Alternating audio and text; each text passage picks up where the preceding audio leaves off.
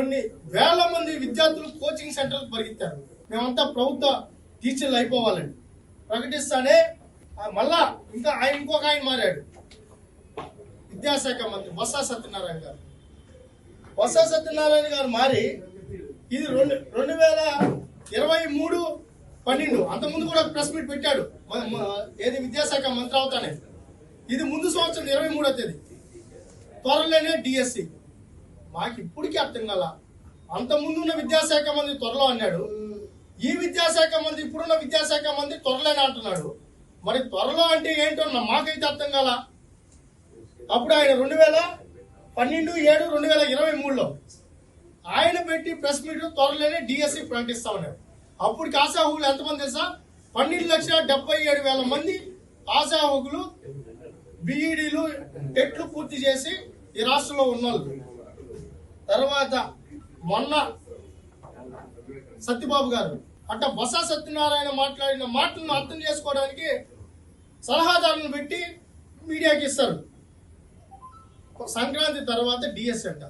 సంక్రాంతి తర్వాత ఫిబ్రవరిలో 10వ తేదీ వస్తుందో 20వ తేదీ వస్తుందో తెలియని షెడ్యూల్ కోసం దేశవ్యాప్తంగా ఎలక్షన్ షెడ్యూల్ వస్తా ఉంది. సంక్రాంతి తర్వాత డిఎస్సి నోటిఫికేషన్ అంటావా? 5 సంవత్సరాలు తాడేపల్లి ప్యాలెస్ లో జగన్మోహన్ రెడ్డి పడుకున్నాడు. నువ్వు విద్యాశాఖ మంత్రిగా 2.5 సంవత్సరం నుంచి ఏం చేస్తున్నావు? ఏం వరకు పెట్టావు? అంతకుముందున్న విద్యాశాఖ మంత్రి ఏం వరకు పెట్టారు? ఒక్క టీచర్ పోస్టు భర్తీ చేసిన దాఖలాలు ఉన్నాయా?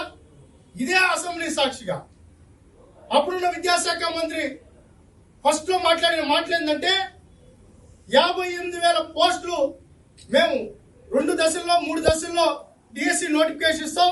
ఈ 5 ఏళ్ల ప్రభుత్వంలో 58,000 పోస్టులు భర్తీ చేస్తా. విద్యాశాఖను సమూలమైన మార్పులు తీసుకొస్తాం.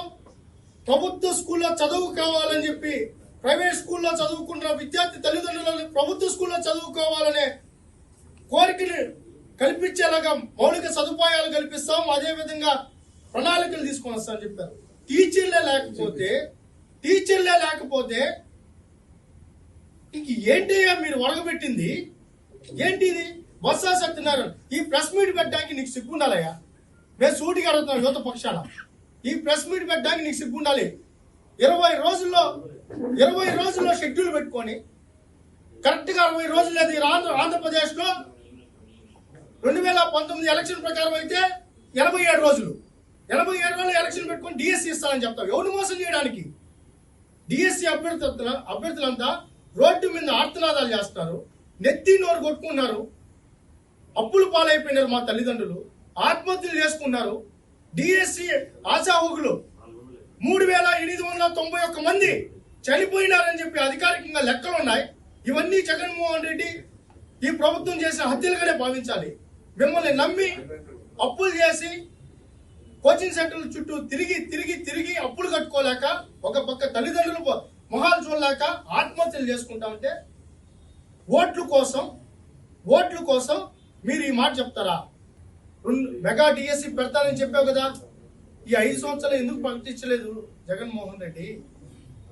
మాట తప్పను, మడమ తిప్పను, తొడగొడతాను, అయ్యో మా రక్తం ఎంత, మా తాత ఎంత, మా నాయన ఎంత, మేము పెద్ద వీరుల కుటుంబం, సూర్యుల కుటుంబం, మమ్మల్ని నమ్మండి ఒక్కసారి అని చెప్పి నువ్వేమో అధికారంలోకి వచ్చావు. అధికారంలోకి వచ్చిన మేనమామ నేను మేనమామగా ఉంటానని చెప్పిన మేనమామ కంసమామగా మారిపోయి ఈ నిరుద్యోగులందరినీ ఈరోజు సర్వనాశనం చేసి భ్రష్టు పట్టించే పరిస్థితి తీసుకొచ్చాను.